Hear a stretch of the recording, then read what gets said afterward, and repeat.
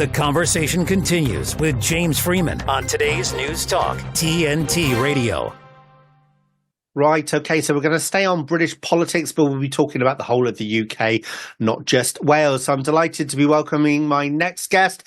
He's Alec Cave, and he's the founding member of the Homeland Political Party. Hello, Alec. Welcome to the Freeman Report. Hi, James. Thanks for having me on. I guess the first place to start is I hadn't heard of your party before. Tell me a little bit about it. So it's a pretty fresh political party. We only founded just under a year ago, actually, and we got registered with the Electoral Commission in late January. So that's probably why you haven't heard of us, though we are growing quite rapidly in terms of our brand recognition, because as we'll go on to in a moment, we are the only, I would say, political party in this country that is serious about stopping mass migration, whereas others, such as Reform UK, well, there's a lot to be said about their frankly lackluster approach to the immigration debate. Okay, let's start there on immigration then. What is your assessment of the current state of affairs with both legal and illegal migration? Well, of course, everybody understands that under New Labour, it was a deliberate project to start mass migration. I mean, arguably mass migration has been going on in this country since the late 40s, but it really ramped up under Tony Blair. So now we're at the point where we have literally millions of people that reside in this country who weren't even born here, a significant percentage of the population.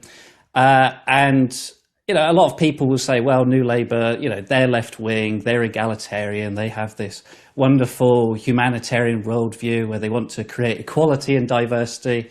But people obviously got sick of them, and we got the Conservatives in 2010. We were told they were going to get immigration under control down to tens of thousands. Not only did that not happen, but under Boris Johnson, it has gotten worse. Boris Johnson led us to have the highest rate of immigration than peak Blairism. But a lot of people are oblivious to that fact. And Boris, unfortunately, is still quite popular with people. And I think that needs to change. Yeah, and look, although you know I was an MEP with the Brexit Party, a lot of people assume then that you know you've always been against immigration. I'm not against immigration per se, but the two things for me that need to happen if you're going to bring people into the country, it needs to be done sustainably. So basically, you need to do it in a way that you only get an amount of people that can integrate. If you bring in too many people too rapidly in certain geographic areas, we end up with what we've got, which is areas where you wouldn't know it was English. First spoken language is probably not English. That's not good for the country as a whole, and also infrastructure. You know, we've increased the population of the UK loads over the last 30, 40 years. I haven't got the figures in front of me at the moment, but, you know, it's quite a substantial increase in size of the population. And yet, for example, on the water front, we've had no new reservoirs built. Of course, the water companies want to tell us the reason we're having water shortages and all the problems is because of climate change. It's not. It's because they haven't invested in the infrastructure. There's our road systems, our electricity.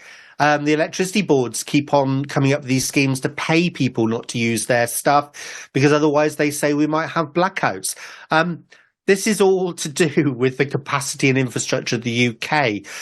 So we do need to get that right. And clearly, I think at the moment, I think you'd agree, Alec, that we haven't got that balance right. So let's move on now and talk about Reform UK. Tell me, obviously, I know quite a bit about Reform. I was a candidate with them. It was previously, obviously, the Brexit Party. What are your thoughts on Reform UK? Are they the answer to all the problems we've got?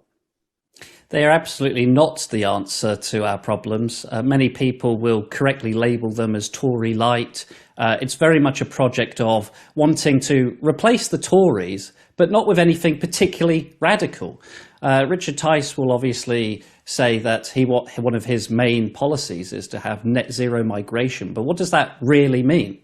What it means is you allow, say, at the moment it's around 400,000 people to leave, but then you're going to import another 400,000.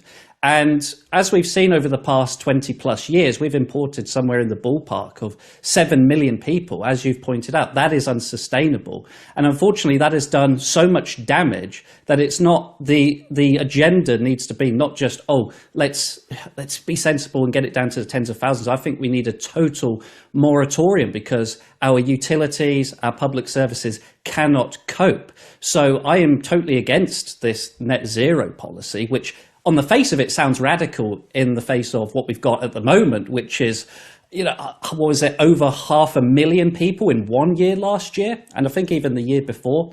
We need to actually have close to zero immigration and actually allow a lot of people to start to leave. Because every year we have people in the hundreds of thousands that emigrate, perhaps because they finished their education or they've come to our country, worked for 10 years and they've decided, right, I'm going to pack up and go back home. So we need to allow that natural emigration process to happen if we actually want the economy to start to heal.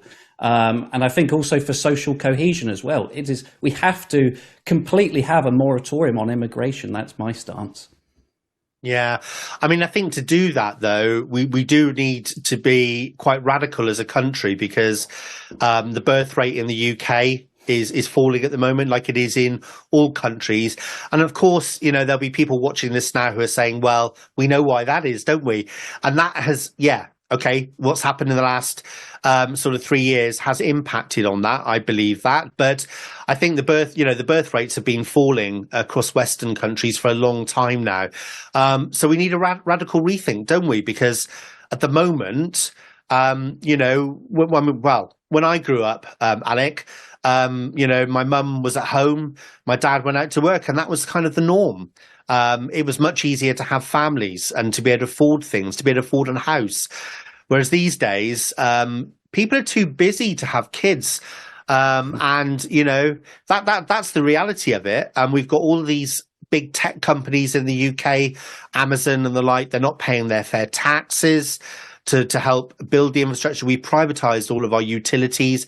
A lot of that money, if you look at the trains, for example, is actually going off to the train companies in Germany and France. It's a bit of a mess, isn't it? I mean, there's so much mess with this country. I just want to pick up on your points about having families. Yes, this issue with declining birth rates has been a trend in lots of Western countries for a number of years now. And some, not all, but some of our elites think the solution to that is migration. I think there's other reasons why they want to promote the mass migration is because they want to create division, to make us basically more easier to control. That's part of it. I think some people also just do it out of spite as well. It's a total disaster because the younger generations can't get on the housing ladder. Cost of living is going up. And everybody knows this. Of course, the liberal political elites want to gaslight us, but we understand that mass immigration undermines working people's wages and it makes it more difficult to have enough of income. As you said with your parents, the idea that you could have a stay-at-home mother now is completely impossible, not just because we've had feminism for the past 60 years, which has made it kind of unfashionable, but it wouldn't even be possible for those people that want to live that kind of lifestyle. And I think that's totally tragic. And if we actually want to actually have a sustainable birth rate again, we need to have a total radical rethink about immigration and reforming the economy to actually work for ordinary people. We do, definitely. We do.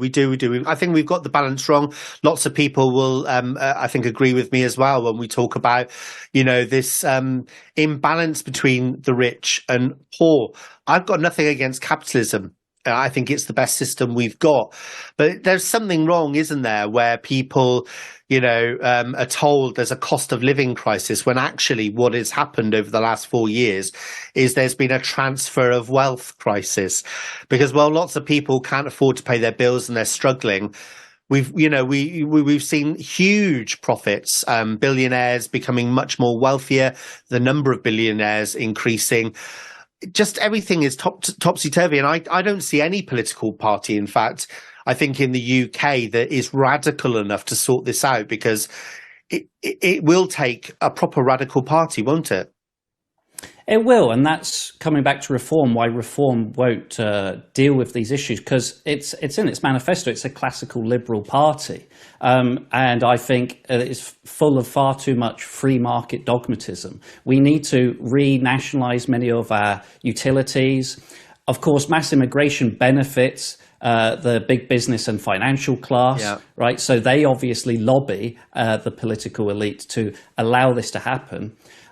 So we actually have to think about nation first. What works for our country? What works for our people? What is fair to working people? I think that's the mindset. And that is why reform does not appeal to young people, because all they can talk about is deregulation and tax cuts. But how does that help a young person get on the housing ladder? How does that increase their wages when they're having to compete with third world labour? It doesn't. So we need radical, muscular approach to straightening this issue out.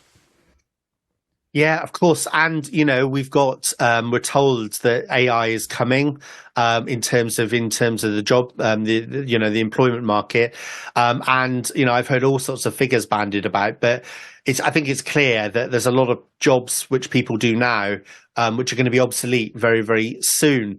So our whole model of doing things is going to change. And, I do wonder if we need to have some kind of crash, war, whatever it is, a shock to the system in the UK before people wake up, because I don't think, we're having this conversation now, but I'm not quite sure that the majority of people are really there. I think most people still think politics is an interesting topic that they would rather not talk about.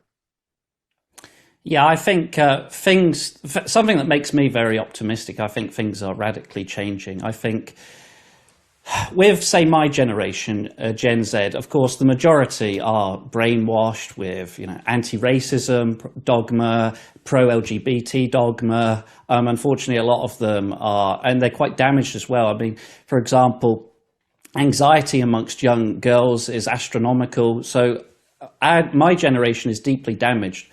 But the ones who are politically aware, the ones that are actually interested in reforming and fixing things, we are truly radical, completely beyond what, say, people of your generation, I think, would be able to stomach. For example, having a moratorium on immigration. To a lot of older people, that seems that's so radical, that's too far.